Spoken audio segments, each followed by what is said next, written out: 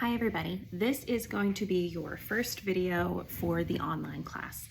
Now, before I start the actual lesson, I put this in the body of the email, so it should be easy for you to find and reference back to.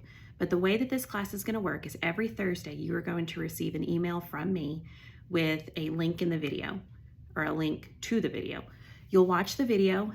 Inside the video, there are going to be questions that you need to respond to. So respond to those in an email and send it back to me. The way I need it done though is do not hit reply. Do not hit reply all to the email. Start a brand new email. Send it to bowens, B-O-W-E-N-S, at ctkparishfs, ctkparishfs.com.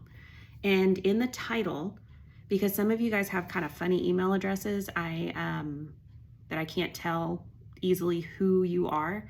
So please make sure in the subject bar of the email you put your name and the video number, so that way it's easy for me to keep track of. You will receive responses back from me. So if you don't receive a response back in a couple of weeks after you send the email in, that probably means I didn't get it. So feel free to check back in. Okay, so the first topic that we are going to cover is what is confirmation and why are you here? What are we moving towards? Now, first, I want to say that I am very well aware that the majority of teenagers that enter into a confirmation program were told by their parents, you are going into a confirmation program. You were not likely one of the teenagers that wanted to enroll or was looking forward to taking classes. So I get that, and that's okay. At y'all's age, it is very common to be experiencing a deconstruction of faith.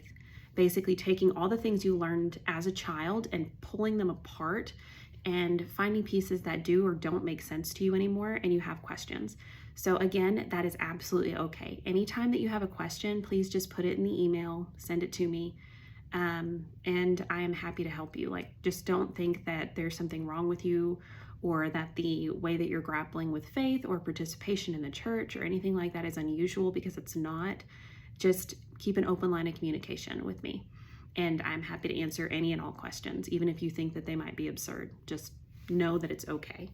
So confirmation is the third of the three initiation sacraments: baptism, first communion, then confirmation.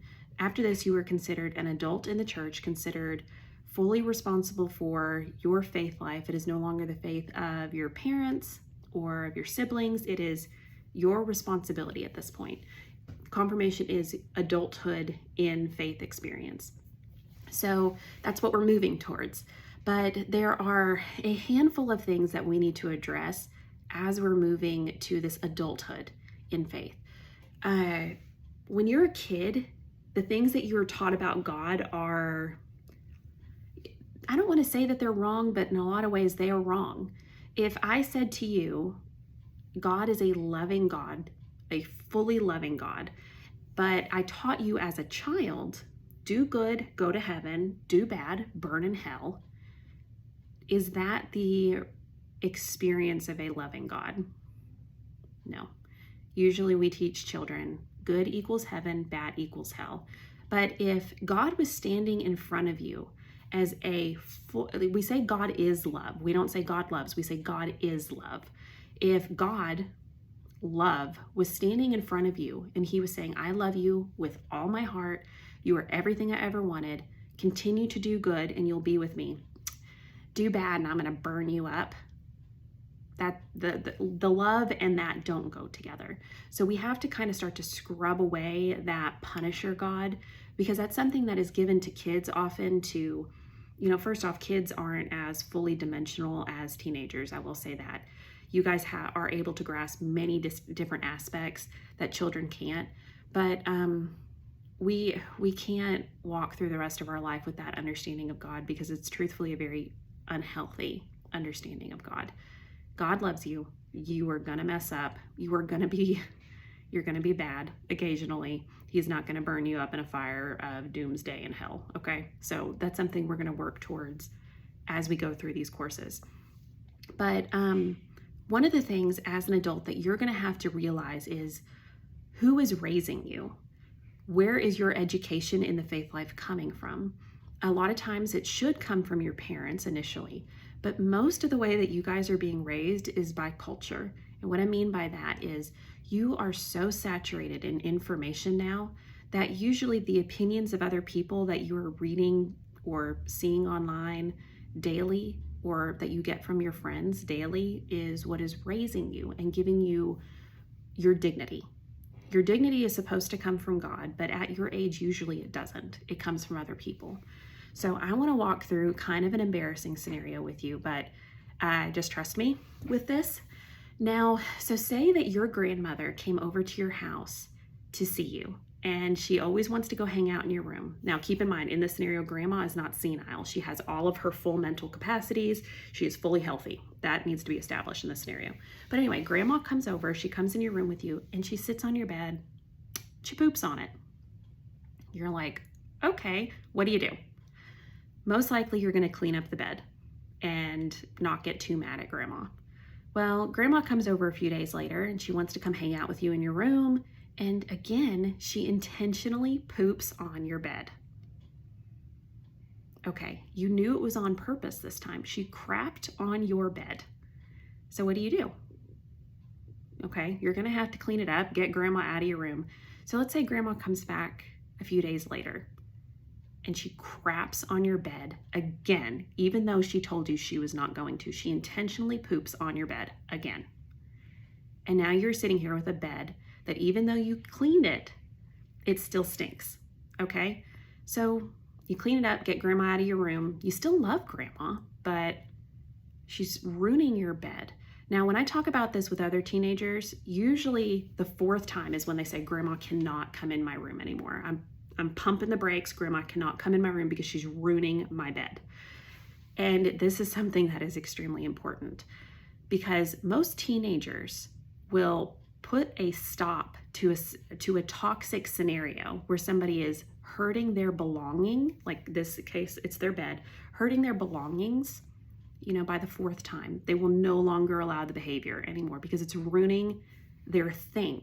So you can do this, play this scenario in your head as much as you want. Your sibling wants to hold your phone.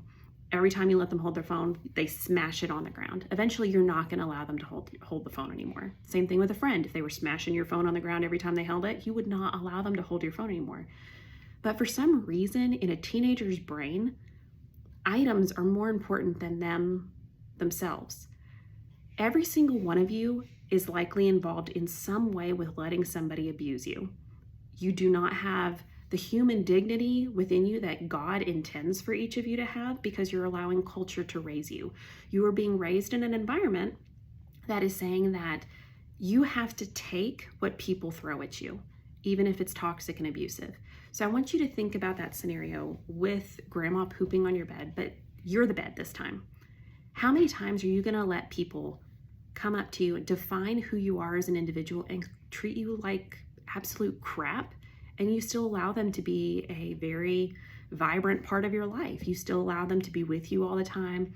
You don't separate yourself. You don't set healthy boundaries. Now, this is something that moving forward that you need to be aware of. You need to be aware of, where does my human dignity come from? And how am I going to embrace that human dignity that comes from God? We will unfold this a little bit more as we go through it. But one of the other really important things that each of you needs to do is, okay, I'm an adult in the faith at this point. You're getting confirmed. Every single one of you has probably done planning for what future career you want in one way or another. Like, okay, I want to be an engineer, so I need to do good in these math classes. I'm going to apply for this college. I'll go to this school. This is how I'm going to pay for it. You probably have done some sort of mapping like that with a career. But when we look at your personal spiritual life, what kind of long-term planning have you done for it? And that is going to actually be the first written response. I want you to, first off, I want you to explain to me how you feel about yourself, and do you allow people to abuse you? Just like we talked about grandma pooping on your bed. Do you let people crap all over you? Okay, that's one. Talk about who you are and how you allow people to treat you. Second, I want a long-term goal plan for what you want spiritually. Several of you have probably already made the decision, I'm probably not going to go to church anymore once my parents don't make me. Okay, Like, you are entitled to that decision, but explain why. And then as you do this long-term planning with your spiritual life, you can say, okay, here is what I have been given spiritually. Here's what I like. Here's what I don't like. This is what I plan to continue with. This is what I plan to not continue with. But then I want you to add another aspect of it. I want you to imagine that you're my age, you're in your mid-30s at this point, and you have a family. Not all of you want a family, but children kind of find a way of happening to you. So if you end up having a family, if you end up having children, what do you want for that child? How are you going to raise them? I want you to imagine for a second that your child is having someone crap all over them. What are you going to teach them about themselves, about their dignity? And, as far as raising them, are you going to teach them about who they truly are, that they are intentional, they are wanted, they are perfect, and that we know that because they exist, because God created them? Or are you going to allow culture to raise them and tell them who they are? It's, these things are really hard because most of you are 13 or 14 years old, and it's really difficult to start thinking long-term, okay, like, I'm an adult. But at some point, you're going to be responsible for other people. It could be your sibling, it could be a child, it could be a partner. Well, don't be responsible for like whoever you end up like romantic with, because that's a whole other conversation. But you're going to play a huge role in their life. So that's the second thing that I want you to write about. What is your long-term plan spiritually for how you want to live your life? These kind of things, sometimes they're easier to think of in the negative way. Like, what don't you want? I knew that when I did want to get married, and when I got married, I did not want a partner that was going to yell at me. And I don't. The person that, when I was dating, I quickly looked at those behaviors and I was like, this is not a person that I would even want to teach myself to be comfortable with, because I can tell that they are not going to treat me the way that I long-term want to be treated. And so I'd stopped dating them. And I did find that guy that is what I was looking for. He is very passive, very peaceful, he's just awesome. I love that guy. That's why I married him. But anyway, so this is your first assignment. Respond back within a week, and every Thursday, except for when we have off, I will send a text message out, or in an email I will send out to you, like, no video next week. Usually I do this around the holidays to give you a chance to get caught up, but try to stay on top of these. Do one every week. Your videos will be between like 10 and 15 minutes long each week, so you should be able to handle it. What I would almost advise you to do is when you're getting ready in the morning for school, or if you're going to take a shower or something, put the video on and let it play in the background just so you can listen to it, and that way you can do your written response. You can write it in an email, or you can get a prayer journal and, just do write it in there, take a picture with your phone and send that to me too. That also works. So I am hoping I get to know you guys. Please choose 3 in-person classes to attend this year. One of them can be the bonfire that's going to be in November. You can bring friends with you, but I want to get to meet you and get to know you a little bit. Keep in mind, anything that you send in these emails, I am not going to be sharing them. I'm not going to be calling your mom and being like, hey, your kid did this, or your kid did this. The only time I would ever have to share anything you wrote in an email is if your life was at risk, if you expressed in some way that you might hurt yourself or another person. It's the only time I have to share it. But anyway, that is your first video. I look forward to your responses, and I hope all of you have a great week. Bye.